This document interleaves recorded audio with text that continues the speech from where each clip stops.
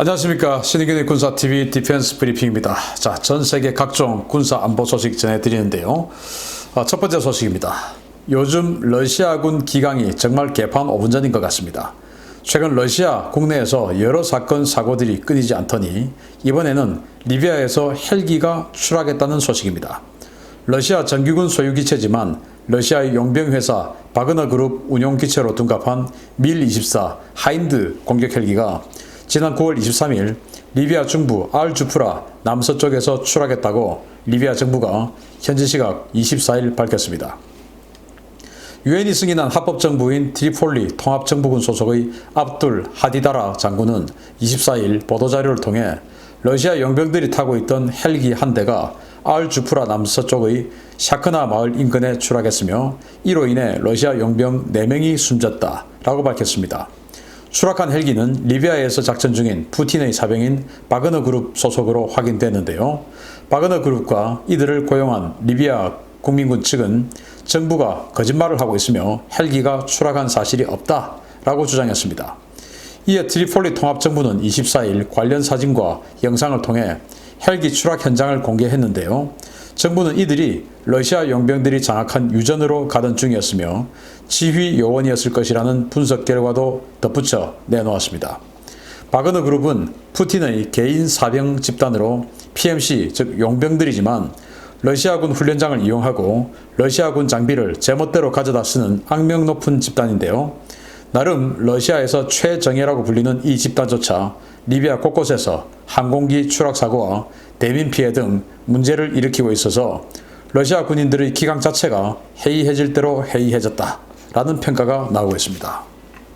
자, 여기 하인드 생긴 건 아주 우람하게 정말 무지막지하게 생긴 그런 공격 헬기인데 이 하인드 공격 헬기는 좀 특이합니다. 왜냐하면 보통의 공격 헬기들은 이제 전방에 무장사가 타고 그 후방에 조종사가 타고 해서 2인승으로 이렇게 날렵하게 만들어 놨죠. 이 아래에서 올라오는 대공포탄의 피탄 면적을 줄이기 위해서 아주 날렵하게 만들었고 조종석을 탠덤식으로 해서 뒤에 조종사, 앞에 무장사 이제 이렇게 배치를 해 놓는데 이 하인드도 역시 앞에 무장사, 뒤에 조종사가 있어요. 그런데 그 뒷부분에 지금 창문들이 보이실 겁니다. 바로 승객석이 있는 희한한 공격 헬기입니다. 그러니까 공격 헬기라기보다는 무장 헬기에 가까운 그런 것이다라고 봐야 되겠죠. 그래서 승객석에 꾸겨 넣으면 최대 6명까지 탈 수 있다라고 해요. 그런데 이제 이걸 한번 타봤던 사람들의 증언에 의하면 두 번 다시 타기 싫다라는 그럴 정도로 굉장히 좁다고 합니다. 자, 그런데 지금 이제 이 보도에 따르면 4명이 죽었다라고 나오니까 아마 조종사, 무장사 그리고 승객석에 2명이 있었나 봅니다. 지금 그 리비아는 동서로 쪼개져 가지고 서쪽의 트리폴리, 수도가 트리폴리 서쪽에 있죠. 그 트리폴리를 장악하고 있는 통합정부군, 여기 이제 유엔에서 인정하는 곳입니다. 그리고 동쪽을 이제 장악하고 있는 반군들, 이렇게 해서 서로 싸우고 있는데 서로 간에 이제 유전을 장악하는 것이죠. 그래서 이 바그너 그룹, 즉 푸틴의 개인 사병 집단이다, 이렇게 보시면 됩니다. 개인 용병이에요. 사병 집단인데 이렇게 러시아 정규군 공격 헬기, 정규군 전투기 미그 29 이런 거 갖고 그냥 가서 쓰니까 그냥 푸틴이 야 줘 이렇게 하면 주는 겁니다. 자, 이렇게 가서 싸우고 있는데 결국은 이 목적이 뭐냐? 유전을 장악하기 위해서다. 그래서 이들도 바그너 그룹이 장악하고 있는 유전에 가던 길이었고 그러다가 추락했다라는 겁니다. 그러니까 이제 뒤에 후방석에 타고 있던 사람들은 바그너 그룹 또는 러시아에서 파견된 유전 관리인들이 아닐까라고 생각을 하는 것이죠. 그래서 전 세계 분쟁 지역마다 다니면서 베네수엘라에도 가고 또 시리아도 가고 이렇게 하면서 이런 유전 이권을 챙겨가지고 푸틴한테 상납하는 이런 아주 정말 자유민주주의 국가에서 있어서는 안 되는, 있을 수도 없는 이런 개인 용병, 사병을 지휘하는 푸틴 대통령 정말 참 희한합니다. 아무튼 이렇게 했는데 지금 최근 러시아군 굉장히 희한한 사고들이 많이 나죠.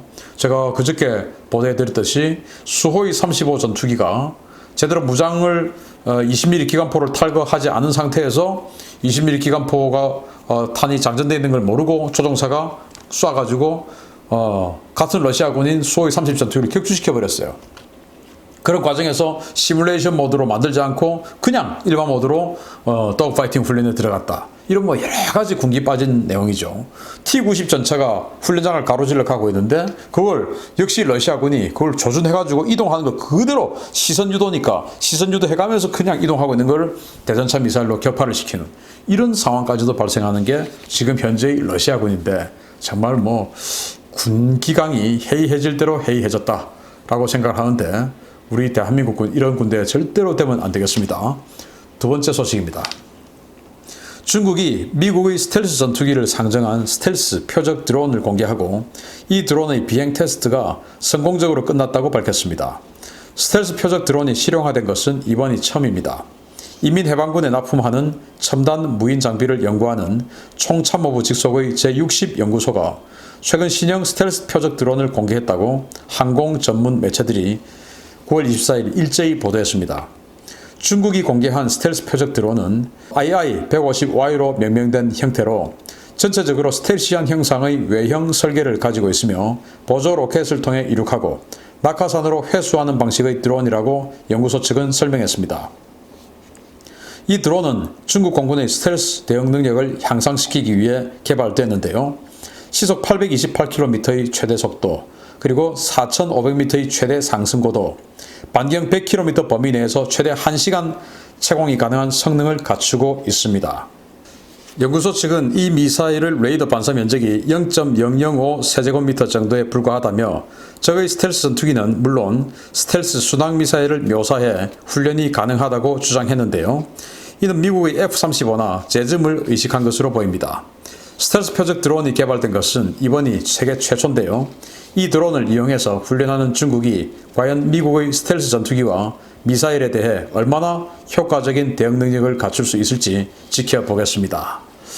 중국이 이렇게 표적기를 스텔스 형상으로 만들었어요. 우리나라도 표적기 있지 않습니까? 그걸 이제 좀 가다듬어 가지고 뭐 엔진이나 이런 거 그대로 두고 이제 외형을 스텔스 디자인을 했다라고 하는 것인데 지금 중국이든 뭐 누구든 간에 이제는 그 다가오는 최대 위협은 바로 스텔스죠. 전투기뿐만 아니고 미사일 다 지금 스텔스 디자인하고 있으니까 우리 한국 공군이 가지고 있는 타우러스 역시 스텔스 디자인되어 있죠. 그리고 지금 미군이 주로 쓰는 순항 미사일인 제즘 ER 그리고 대한 미사일인 LRA-SM 전부 스텔스 디자인되어 있죠. 그러다 보니까 스텔스를 상대하지 못하면 이제는 뭐 요격행위 안보 뭐 달성할 수 없는 겁니다. 그래서 중국이 사실 이런 부분은 뭐 우리가 좀 본을 받아야 되겠는데 우리도 사실은 이 스텔스에 대한 대비를 해야 되죠. 북한이 뭐 스텔스 없으니까 그거 뭐하러 우리 뭐 북한만 보고 살아서는 안 됩니다. 그래서 중국은 이 스텔스 표적 드론의 RCS 레이더 반사 면적을 0.005 세제곱미터라고 했는데 F-35가 0.001이니까 0013입니다. 그러니까 F-35의 RCS보다는 살짝 크고 F-22가 0.0001입니다. 소수점 이하 세 자리가 0이고 그 다음에 1이에요. 그러니까 F-22보다는 아주 훨씬 큰 그런 표적이 되겠는데 뭐 어쨌든 이렇게 중국이 스텔스에 대응하는 이런 훈련 그리고 장비를 개발해서 훈련과 연습을 하고 있다라는 것은 우리도 본받아야 되겠다라는 그런 생각을 해보면서 한국 빨리 우리도 스텔스 표적 드론 만들기 바랍니다. 마치겠습니다. 감사합니다.